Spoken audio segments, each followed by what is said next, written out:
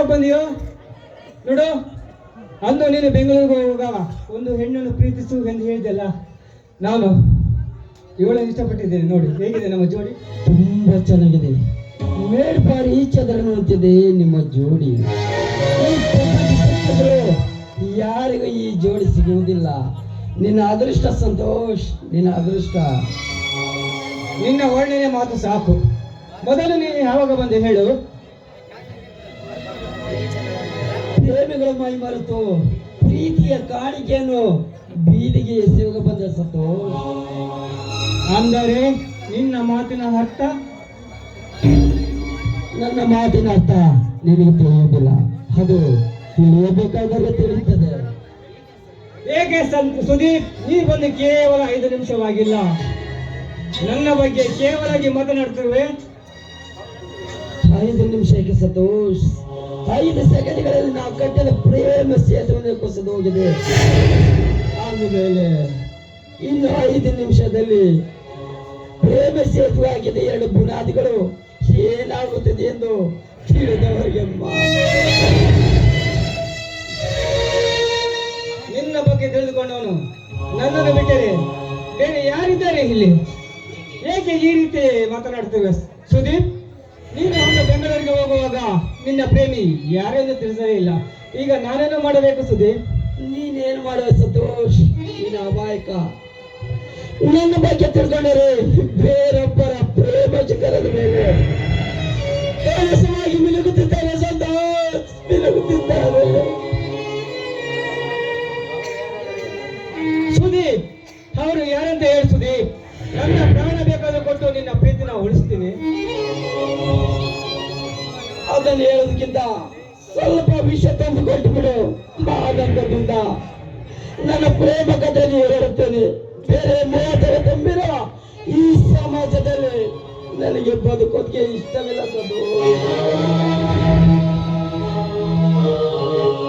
ನಾನು ಕೇಳಿದ ಒಂದು, ನೀನು ಹೇಳುವುದು ಒಂದು.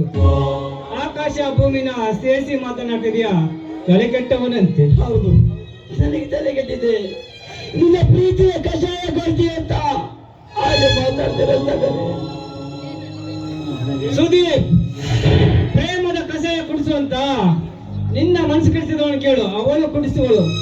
ನೀ ಕುಡಿದು ನಿಚ್ಚಳವಾಗು, ಯಾರು ಬೇಡ ಅಂತಾರೆ. ನಿಚ್ಚಳ ಮಾಡುವಳೆ ನಿಚ್ಚಳವಾಗಿ ಕಲಿತು ಗೌರವನಾಗಿ ನಿಂತೆ ಆಡಿಸ್ತಿರುವಾಗ ನನ್ನ ಬಗ್ಗೆ ತಿಳ್ಕೊಂಡೇನೆ ಯಾರಿಲ್ಲ ಈ ಸಮಾಜದಲ್ಲಿ. ನೀನಾಡುವ ಮಾತಿನ ಅರ್ಥ ನಾನು ಈಗ ತಿಳಿದುಕೊಂಡೆ. ಇಲ್ಲಿ ನಿನ್ನ ಮಾತನ್ನು ಕೇಳ್ತಾ ನಿಂತಿರುವವಳು ಸಾಗರಿ. ಸಾಗರಿಯನ್ನು ಬಿಟ್ಟರೆ ಬೇರೆ ಯಾರೂ ಇಲ್ಲ. ಈ 2 ಹೃದಯಗಳ ಮಧ್ಯೆ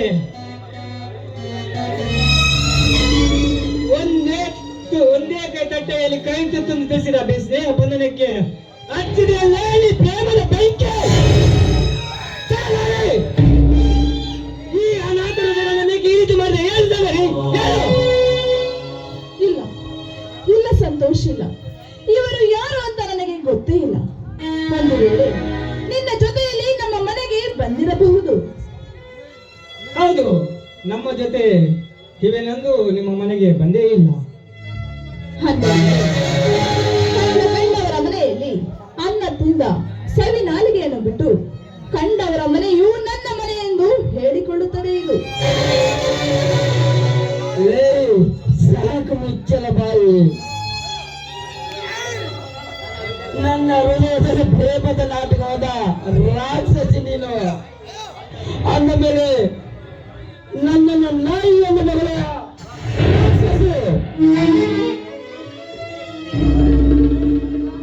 ಸುದೀಪ್, ಅವಳ ಬಗ್ಗೆ ಕೇವಲವಾಗಿ ಮಾತನಾಡಿ ನಿನ್ನ ಸ್ನೇಹವನ್ನು ಕಳೆದುಕೊಳ್ಳಬೇಡ. ಇವಳೀಗ ನನ್ನ ಹೆಂಡತಿಯಾಗುವ ಸ್ಥಾನದಲ್ಲಿದ್ದಾಳೆ. ಸಂತೋಷ್, ನಿನ್ನ ಅಮಾಯಕ, ನಿನಗೇನು ಗೊತ್ತಿಲ್ಲ. ನಾನು ಇಂಥ ನಾಡುಗಾಡುವನ್ನು ಸಾಕಷ್ಟು ನೋಡಿದ್ದೇನೆ. ಅಂದರೆ ಈಗ ಇವಳು ನಿನ್ನ ಸತಿ ಸ್ಥಾನದಲ್ಲಿ ನಮ್ಮಿಬ್ಬರ ಎದುರು ನಿಂತಿದ್ದಾಳೆ ಅಲ್ಲವೇ?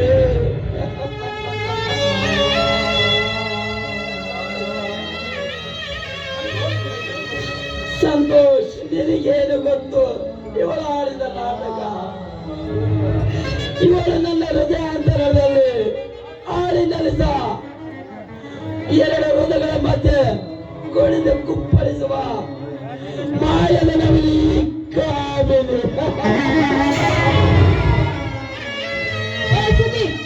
ಬಾಯಿ ಬಿಗಿ ಹಿಡಿದು ಮಾತನಾಡು. ನನ್ನನ್ನೇ ಕಾಮಿನಿ ಅಂತ ಕರೆಯುತ್ತಿರುವೆಯಾ? ನೋಡು, ಸುಮ್ಮನೆ ಇಲ್ಲಿಂದ ಹೊರಟು ಹೋಗು, ಇಲ್ಲವಾದರೆ ಪರಿಣಾಮ ನೆಟ್ಟಗಿರುವುದಿಲ್ಲ.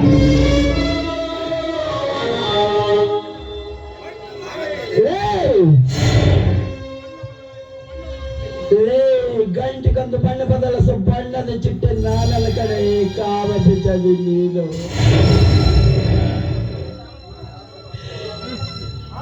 ಆಸೆಪಟ್ಟವರ ಮನಸ್ಸನ್ನು ಸುಟ್ಟೆ ಅಮ್ಮಾರಿ ನೀನು. ಕಣ್ಣಿಗೆ ಸುಂದರವಾಗಿ ಕಾಣುವ ಗಂಡುಗಳನ್ನು ಬಯಸುವ ಮೋಹಿನಿ ನೀನು. ಒಬ್ಬರ ಜೀವನವನ್ನು ನಾಶ ಮಾಡಿ ಮತ್ತೊಬ್ಬರ ಜೀವನದಲ್ಲಿ ಪ್ರೀತಿ ಚಿಲುಮುಕ್ಕುವ ಕಾಮ ಪಿಚಾಚಿ ನೀನು.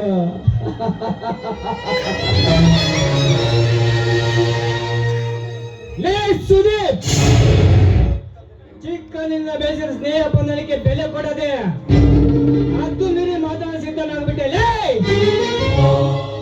ನನ್ನವಳ ಬಗ್ಗೆ ಇನ್ನು ಒಂದೇ ಒಂದು ಮಾತು ಮಾತನಾಡಿದ್ರೆ ನನ್ನ ನಿನ್ನ ಸ್ನೇಹ ಕಳೆದುಕೊಳ್ಳಬೇಕಂದ್ರೆ ಎಚ್ಚರಿಕೆ.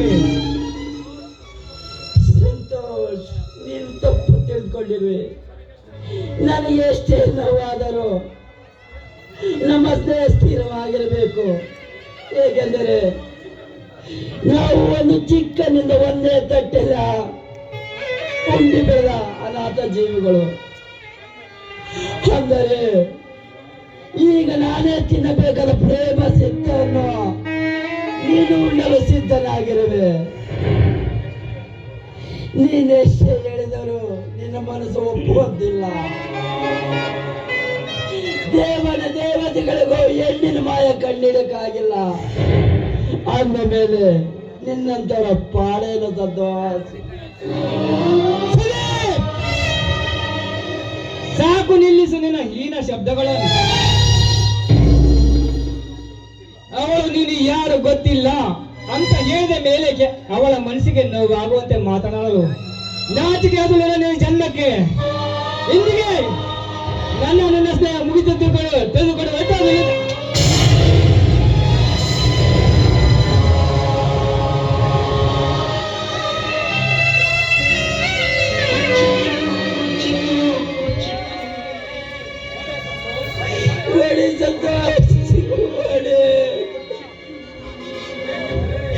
ಏಕೆಂದರೆ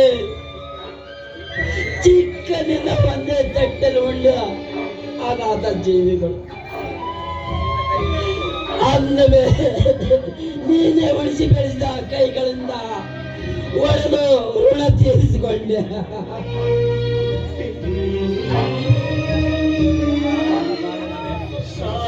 ನಿನ್ನದೇನು ತಪ್ಪಿಲ್ಲ ಸಂತೋಷ್.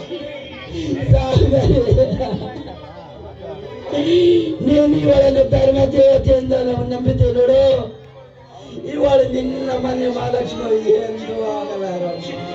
ಈ ಸ್ನೇಹಿತರ ಮಾತನ್ನು ನನ್ನ ಮೇಲೆ ಇಟ್ಕೊಳ್ಳುತ್ತದ್ದು.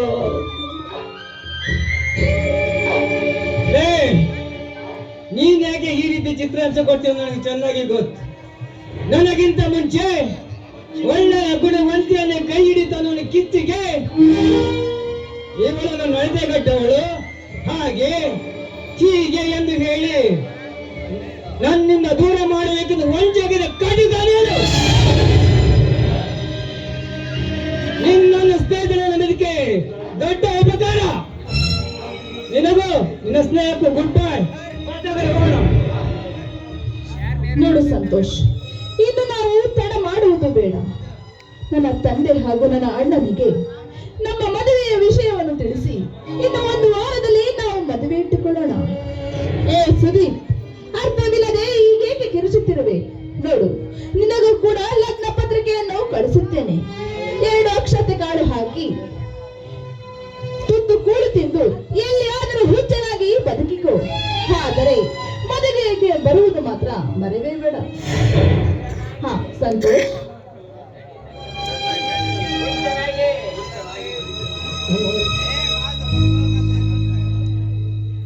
ಸಂತೋಷ್, ನಾನು ನಿನಗಾಗಿ ಬೆಂಗಳೂರಿನದಲ್ಲಿ ಈ ಸ್ವೀಟ್ ತಂದಿದ್ದೇನೆ.